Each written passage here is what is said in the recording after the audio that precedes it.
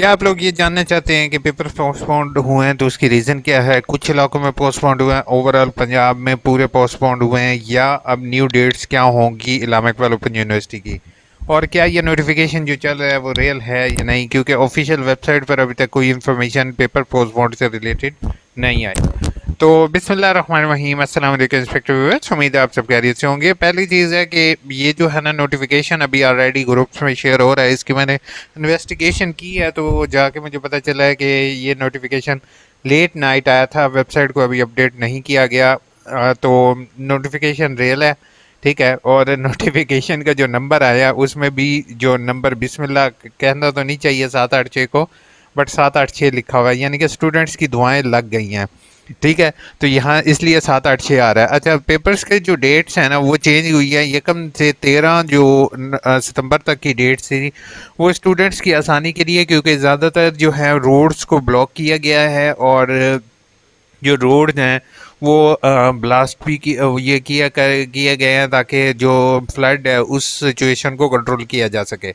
बहुत से तालिब इल्म ऐसे होंगे हम एक बार ओपन यूनिवर्सिटी के, क्योंकि हमारे ज़्यादातर स्टूडेंट दूर दराज इलाकों से बिलोंग करते हैं, तो यूनिवर्सिटी ने ऑब्वियस बात है कि ये फैसला करना था कि पेपर्स को रीशेड्यूल किया जाए। तो पेपर्स अब जो है ना वो आपके यकम सितंबर से लेके 13 नवंबर, सॉरी यकम नवंबर सितंबर से लेके 13 सितंबर तक के जो पेपर्स हैं वो लास्ट डे नवंबर में चले गए हैं। लेकिन उम्मीद ये रखिएगा कि नवंबर के 17 नवंबर के बाद आपके कोई भी पेपर डिले बहुत मुश्किल होगा, क्योंकि 1.5 महीना होगा और उन्होंने पेपर मार्किंग करके ऑनलाइन रिजल्ट भी अपलोड करना है। वैसे मुझे जहाँ तक ये लगा है कि जिन इलाकों में फ्लड था उन इलाकों में एटलीस्ट ये कर देते। बाकी बलूचिस्तान, केपीके और जो है वो केपीके भी कुछ ज़िला हैं, पंजाब के भी कुछ ज़िला हैं जहाँ पर ये फ्लड है। बाकी सारी चीज़ क्लियर थी, तो उनका रिवाइज शेड्यूल कर लेते वो ज़्यादा बेहतर था, ताकि जो है फ्यूचर में जब उनका सिलेक्टेड एरिया में रिवाइज पेपर शेड्यूल हो जाता तो उससे अल्टीमेट फ़ायदा ये होता कि जो ज़्यादातर स्टूडेंट्स हैं उनके पेपर मार्क हो जाते जल्दी। बाकी जो स्टूडेंट रह जाते जिनका रीशेड्यूल पेपर होता उनके बाद में पेपर हो जाते, ठीक है। तो दोनों के पेपर से इकट्ठे हो जाते तो दोबारा जो मार्किंग होती, अब इतने पेपर्स की मार्किंग जो है वो 1 तारीख से 13 तारीख की मार्किंग जो है वो ऑब्वियस बात है यूनिवर्सिटी को थोड़ा तो टाइम लगेगा। बाकी वैसे ऑनलाइन सिस्टम है, शायद इतना टाइम ना लगे और इन्होंने शायद सही डिसीजन लिया हो। ये तो जब वक्त ही बताएगा, लेकिन ठीक है। 13 सितंबर तक 10-15 दिन आपको मिल गए हैं, आप लोग तैयारी कर सकते हो, आपके पास तैयारी का बहुत ज़्यादा टाइम है। सबसे पहले मैं एक चीज़ रेकमेंड करूँगा सारे बच्चों को, किसी भी ऑनलाइन जो आपको नोट सेल कर रहे हैं, बुक सेल कर रहे हैं, काइंडली इनके चक्करों में आप लोग हरगिज़ नहीं पड़ोगे, ठीक है। कोशिश ये किया करोगे कि आप लोगों ने खुद से पेपर की तैयारी करनी है। ये करगी हरगिज़ गलती नहीं करनी कि आप ऑनलाइन कोई भी बंदा आपको गेस्ट पेपर सेल कर रहा है, पास्ट पेपर सेल कर रहा है, या कोई भी पेपर इस तरह से सेल कर रहा है। इस्लामिक इकबाल ओपन यूनिवर्सिटी का इन लोगों से कोई भी ताल्लुक वास्ता नहीं होता। ये लोग जो हैं वो just for the sake of money आपको बेवकूफ़ बनाते हैं। ये लोग क्या करते हैं, वो पास्ट पेपर ले लेते हैं, उन्हीं को चैट जीपीटी के ज़रिए सॉल्व कर लेते हैं और वही आपको 3-4 हज़ार 5 हज़ार रुपये में सेल कर रहे होते हैं। याद रखिएगा, इस्लामिक इकबाल ओपन यूनिवर्सिटी का कोई भी पेपर रिपीट नहीं होता, ठीक है। और ना ही प्रीवियस पेपर से ये क्वेश्चन पिक करते हैं। यूनिवर्सिटी के हायर ऑफिशियल्स और जो एकेडमिक स्टाफ होता है वो कोई भी क्वेश्चन जो है अगेन एंड अगेन रिपीट नहीं करता। तो बराए मेहरबानी अगर आपको कोई भी बंदा इस तरह से सेल करे तो इससे परचेज मत कीजिए, ठीक है। बेशक असाइनमेंट्स हों, बेशक कोई ये चीज़ें हों, ठीक है। बाकी पेपर की तैयारी किस तरह से करनी है वो मैं आपको रिकमेंड कर देता हूँ। पेपर की तैयारी के लिए सबसे पहले आसान काम ये होता है कि अपनी बुक खोलो, ठीक है। बुक ओपन करो, अगर सॉफ्ट में आपके पास, क्योंकि हार्ड में तो किसी बहुत कम स्टूडेंट को मिली है, सॉफ्ट में ही मिली होगी, सॉफ्ट में बुक ओपन करो, ठीक है। सबसे पहला काम करो कि टॉपिक को पकड़ो, ठीक है। टॉपिक को कॉपी करो और टॉपिक को कॉपी करने के बाद गूगल पे जाके पेस्ट करो और यूट्यूब पर उस टॉपिक से रिलेटेड वीडियोस देखो, ठीक है।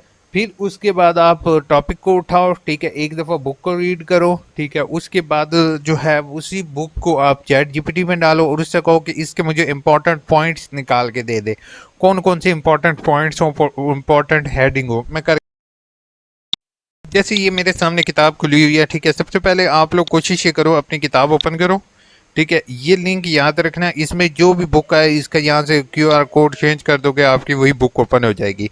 अच्छा, इसमें अब पहले introduction, lesson planning, student motivation, inquiry based method और एक्टिविटी बेस्ड मेथड, ठीक है। आप इस इधर से इसका ये कॉपी कर लो, ठीक है। यहाँ से इंक्वायरी बेस्ड मेथड इसको कॉपी कर लिया, अब चैट जीपीटी में आ जाओ। सॉरी, मेरी इंग्लिश थोड़ी सी ख़राब होगी, क्योंकि एक हाथ से टाइपिंग कर रहा था। अच्छा, यहाँ पे आपने प्रॉम्प्ट लिखनी है, ये एक प्रॉम्प्ट इंजीनियरिंग है, इसको सीखने में थोड़ा सा मुश्किल है, लेकिन आप लोग सीख लोगे। अब ये याद रखना है कि आपने लिखना है today is my paper of general method of teaching, ठीक है। General method of teaching book का नाम है, ठीक है, वो मैंने इसको दे दिया। उसके बाद मैं कहता हूँ chapter number inquiry based method is unable to understand, can you tell me some points on question if any question come of marks of 20 marks, I will written down, ठीक है। ये इसको prompt दे लेते हैं, अभी देखते हैं ये कह रहा है डोंट वरी, ठीक है, डोंट वरी। और उसने कहा है कि मैं आपको जो है ना prompt बना के दे देता हूँ, जो कि 20 नंबर का क्वेश्चन होगा। अब 20 नंबर के क्वेश्चन के लिए सबसे पहले वो क्या कहता था, मीनिंग, ठीक है। तो आप लोग इसको याद करो, the study of centre method of teaching, student learning, ask question, investigate and finding answer, ठीक है। ये जब आप शुरू में लाइन लिख लोगे तो आपके ज़्यादा बेहतर है। Focus on learning by doing, ठीक है। अब इंक्वायरी बेस्ड मेथड क्या है, लर्निंग बाय डूइंग है।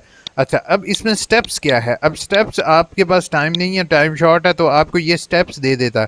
पहले problem identification, hypothesis, data extraction, test और हाइपोथेसिस कंक्लूजन, ठीक है। अब इसमें भी वो थोड़ी थोड़ी डिटेल भी आपको दे रहा है, आपने पेपर में इसकी मज़ीद डिटेल लिखनी है कि प्रॉब्लम आइडेंटिफिकेशन, मेरा काम होता है कि मैं प्रॉब्लम को ढूंढूं, प्रॉब्लम को आइडेंटिफाई करूं कि सबसे पहले कि प्रॉब्लम है क्या चीज़, किस तरह से प्रॉब्लम है। हाइपोथेसिस होता है नल हाइपोथेसिस, H0 और H1 होता है। उसके बाद डाटा कलेक्शन, डाटा किस तरह से कलेक्ट करूँगा, ऑब्जर्वेशन करूँगा, जाकर क्वेश्चनेयर दूंगा, ये किस तरह से। टीचर का रोल क्या होता है, ये पॉइंट आ जाएगा, एडवांटेजेस आ जाएगा और लिमिटेशन आ जाएगा।